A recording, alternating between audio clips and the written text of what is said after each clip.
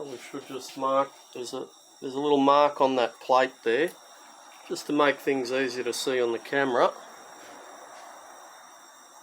That's timing mark there, and that's lined up nicely. When you're putting a timing belt on, these tensioners or idlers always go, the belt always goes to the inside of it.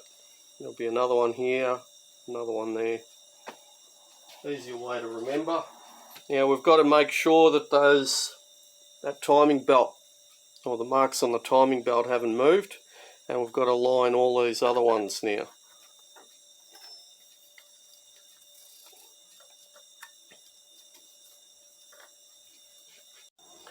Make sure they're nice and dry.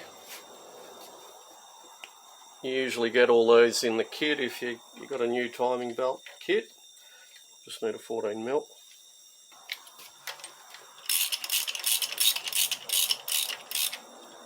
I'm not going to do them up tight.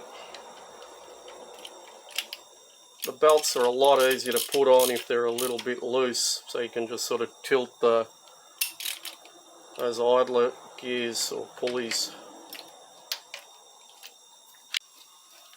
And that one goes around there. It's important to have those teeth tight on there and also lined up.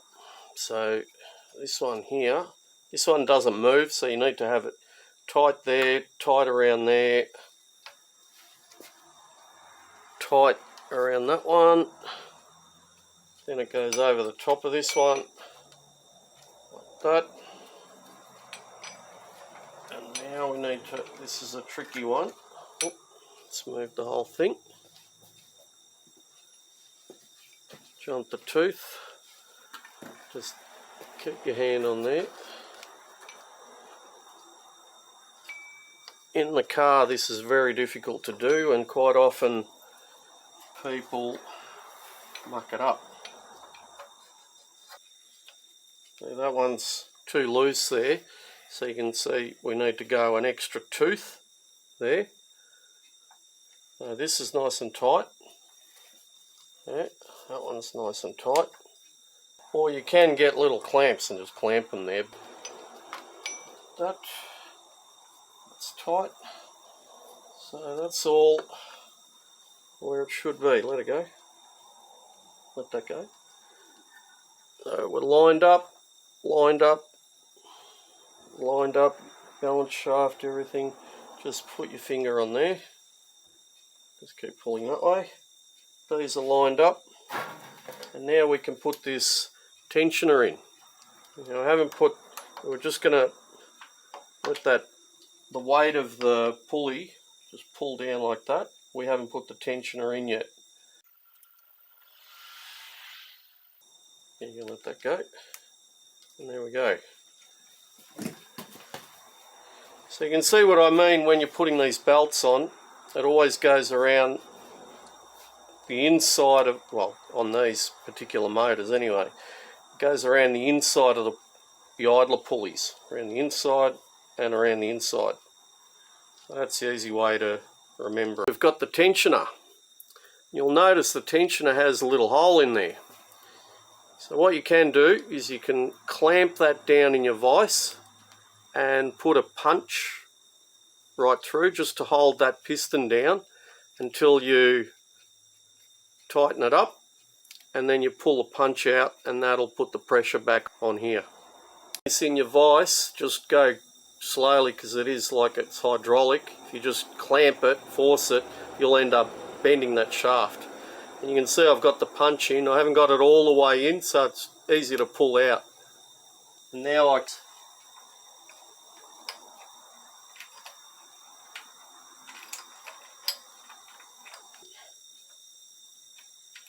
one there, and you can let it go. This, we just double check timing mark. We've got that one, idler, got that one, idler, you've got that one there, let's see, end of the punch, tensioner, and that's it. Also, good idea to just double check your balance shaft belt. Make sure that's all in place. Got one up here and one up behind the tensioner there, and that's all timed how it should be. And now we can just pull this out. There we go. Tensioner's now pushing on that and keeping this belt nice and tight. So now we can tighten up all these idler pulleys, all the gears, everything on there. Just double check it, make sure you tighten it. To tighten it, you'll notice it's all spinning. If you can't lock it over at the crankshaft at the rear of the crankshaft end, what you can do is just put a bar in here, rest it on the head of that bolt there, and then on that pulley, and that'll allow you to be able to tighten everything. And I've also realigned it back to top dead center as well. And now we can put in the crankshaft position sensor, which goes here, and we can put the cover on. Make sure it's all nice and clean. Replace the O-ring there. The O-ring's just there to stop dirt from getting in there. You can loosen this. You don't have to take the bolts right off, but you just loosen it all the way.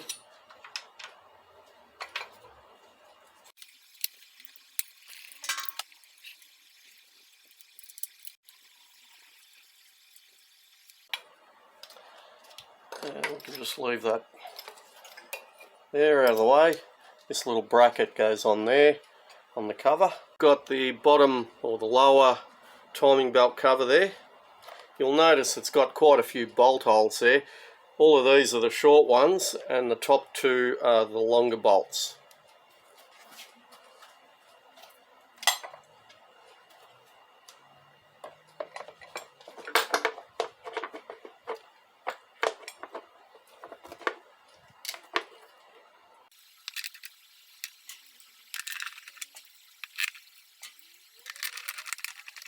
Now occasionally on various parts of the motor you'll come across bolts that are close in size and you won't know which one goes where. So what you do is you get a screwdriver and you just poke it through a hole, just hold your finger on the end of it there, pull it out, and you'll be able to soon measure. See, that one's too long, for example. This one's just right. So that one could go in there. This one I'm not sure where it goes yet.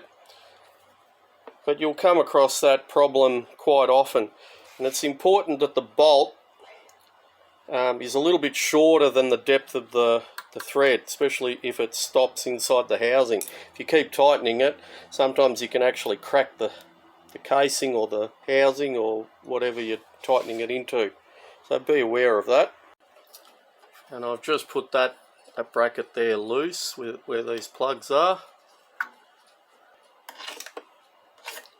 That's a longer one, so you've got the longer bolt goes in there, and the shorter one of those two longer ones go on this side. And I'm just going to leave this cover on loose because there's still one bolt on that plate, if you remember, behind that pulley that just goes into the head.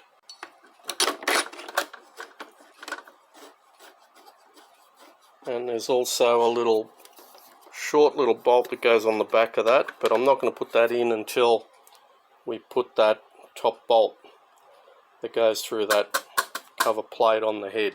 Now we have the alternator bracket. The pivot on the alternator goes on that bottom bit there, and the bracket also bolts up here and onto the water pump there.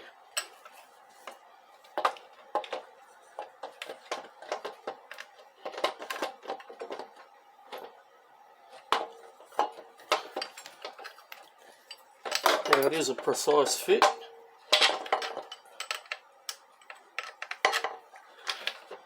You got to line it up.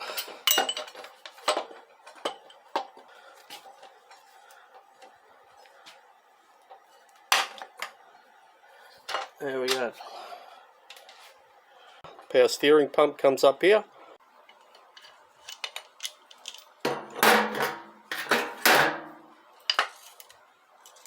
That one goes pretty deep,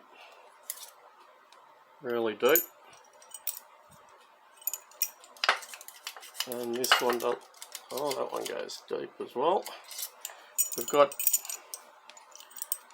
two bolts same length, one a bit shorter and one short one. We've got to find out which ones go where. So I'm assuming these two really long ones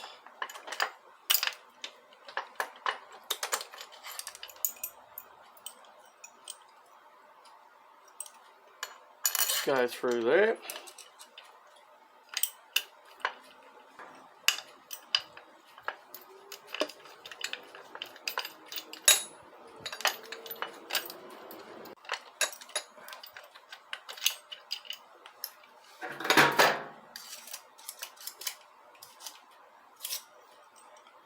That's another long one. So that one goes up to there where my finger is, so you can see it's more than likely that one.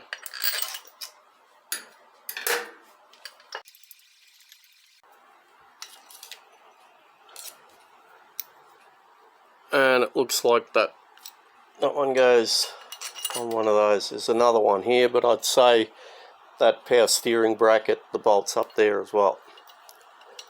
We've pressure washed off the rocker cover, and good idea to replace all these seals. These ones here, there's 4 of those, and also where the injector tube comes through, or the pipe comes through, all those. If you are washing this with high pressure water like we have, there will be a fair bit of water stuck in under here, so it's a good idea to leave it draining on that angle so it can actually drain out of here and just blow it all out with the compressor. And also the little rubber seals that go on these, you can just put a little bit of assembly gel there just to hold them in place until you get it all back on. The same as the gasket that goes, or the rubber gasket that goes on there. We like to use the silicone ones on this because they seem to stay pliable for a lot longer. They don't flatten out like the black rubber does. There we go. All the seals are in, ready to put on. Hopefully you've checked all your work. You double check it as you go. Can probably put a little bit of oil on these before I put the cover on.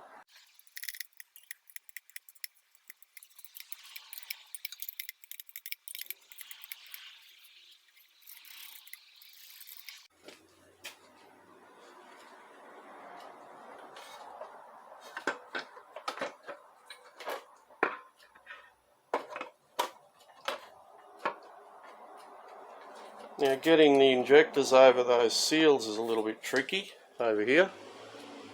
So you just got to not force it on, you've got to slowly work it on like that.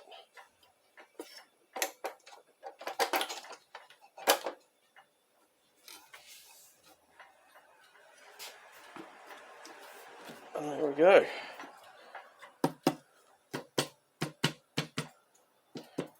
Just make sure you haven't pinched anything. Good time to have a look around, make sure that gasket hasn't fallen out of its spot.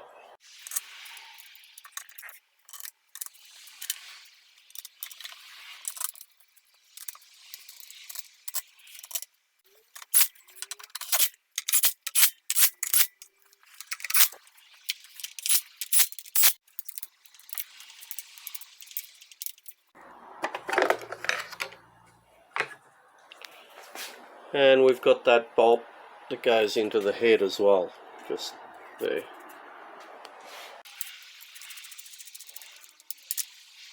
And now we can put the fuel lines back in that go from the common rail up to the injector. A little bit of oil on there, it'll make it go through that seal a bit easier.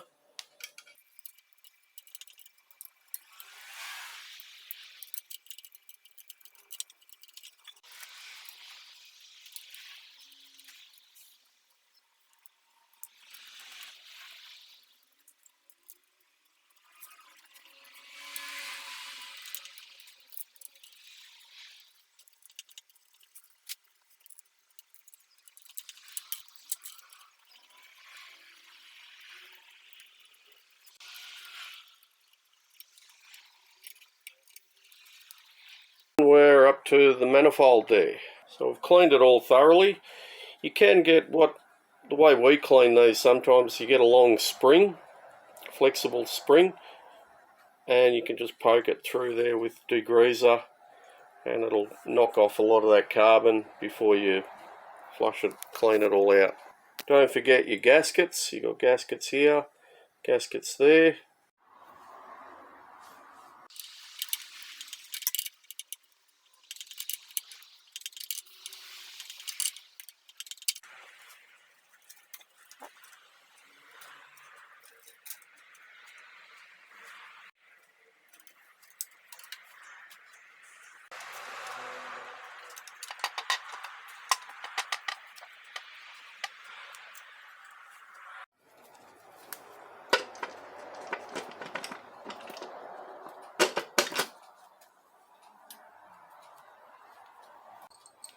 You got the long ones, go through these.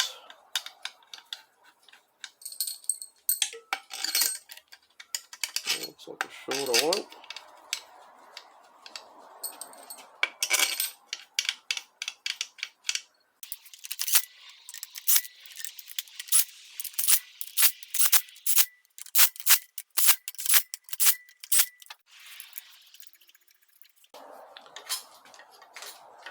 I'm going to whiz that bolt out again.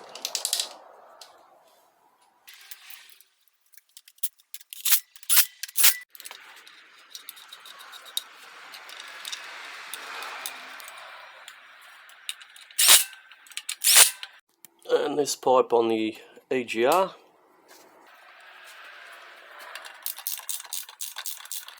Don't forget the gaskets. And nearly everything back on now. Still got the turbo to go, and to plug in the external cooler, engine oil cooler and remote filter. So now we've taken the filter off and we're going to suck a little bit of oil through here just to try and prime all that circuit up. Right out.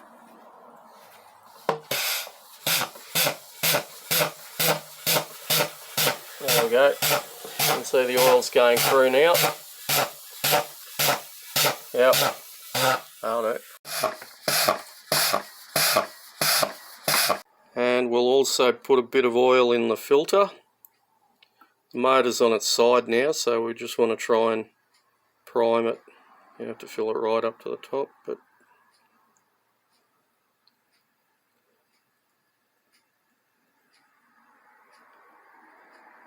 and there we go.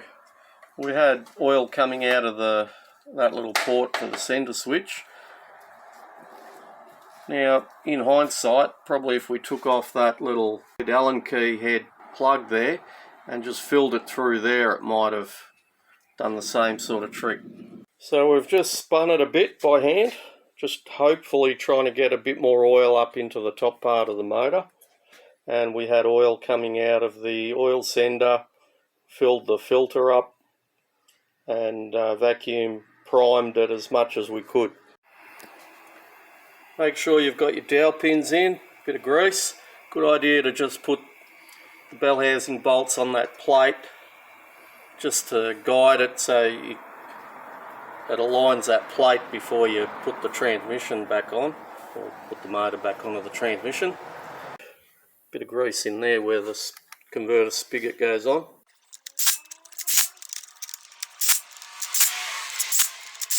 Ready to put it in.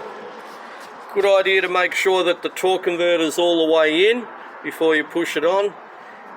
Also your dowel pins, just check that they're in the engine block. A little bit of grease where the dowel pins go is helpful. Just have a look around, make sure there's the engine mount surfaces are clean.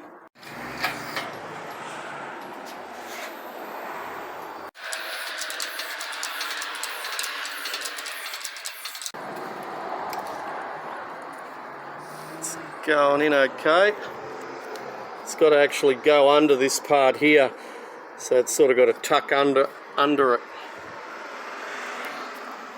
There we go. We've got the 2 bolts that go into through where the dowel pins are, through the transmission bell housing, and the 1 bolt on the top of the bell housing that we can reach.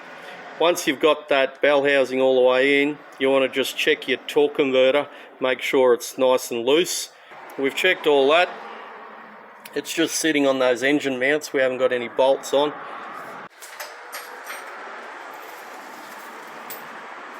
The cross member underneath, you got to actually flex it. What we do is we put a chain, put 2 bolts in, put a chain there, and you can use a lever to just pull it in. Don't just hammer the bolts straight in or you'll ruin the thread, and possibly you can't even get them in because the holes are probably half the hole misalignment. Double check your work, make sure you always put a bit of copper coat on the threads on any exhaust bolts.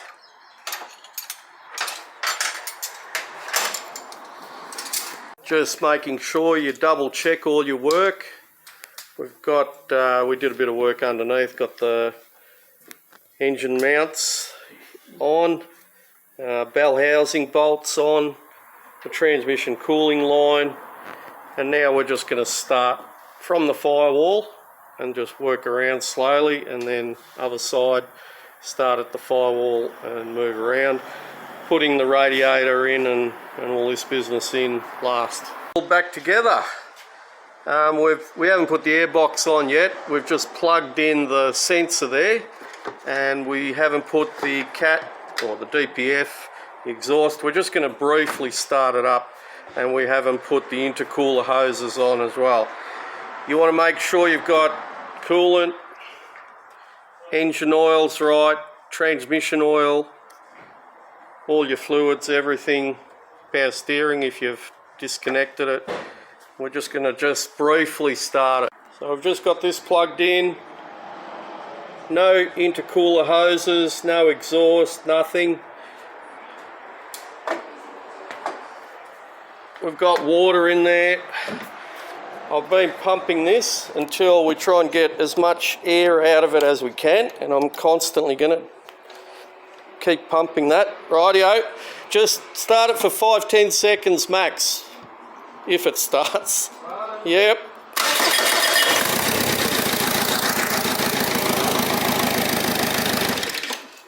It's still bleeding. Hang on, now this has gone hard again. Rightio.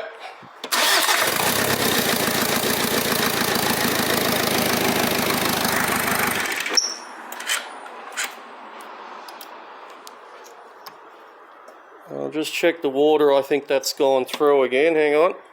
Now, while I've been pumping this like crazy, Steve-O's been starting it, letting it stall. It stalls itself after a few seconds. The reason being is we haven't bled the lines. Very hard to get to the lines, so what you've got to do is just keep trying to get the air out of the diesel fuel lines with this little pump here. So I've done it about 5 times. See, rightio. Yep.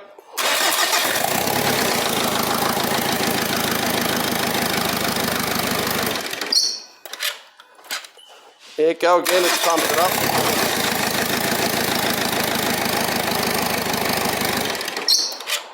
So we've got to just keep doing that until we get all the air out of the lines. Now, it did take a few goes. And another thing to check would be to, while it's idling like that, is to check that there's oil getting up here. If there isn't, it means you've got a problem down on the priming of the oil filter. But that's idling on its own now. And now we can put the rest of the stuff on. Now, on top of the injectors, there's a little code number, very hard to see. Good idea to make a note of them, the position of them, and also what the number is.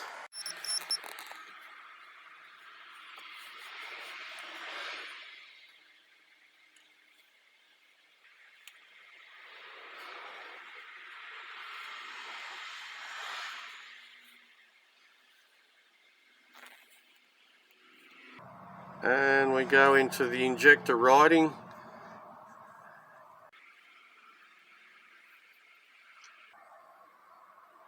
And there we go. We've punched in all those codes. Injector 1, Injector 2, Injector 3, and they're the codes on our injectors. If you change them, you'll need to redo that. It will run without them, but ideally you want to have it all set up properly. Or if you've used the same ones and put them in the same spot, then you don't really need to do this. It should be all done. And there we go. Still got a few bits and pieces to put back on, but basically the job's done. Anyway, it's been a long video. Any suggestions or comments, leave them in the section below. Don't forget to like and subscribe, and throw us a beer if any of this information has helped. Hope you've enjoyed the long video. Thank you for watching.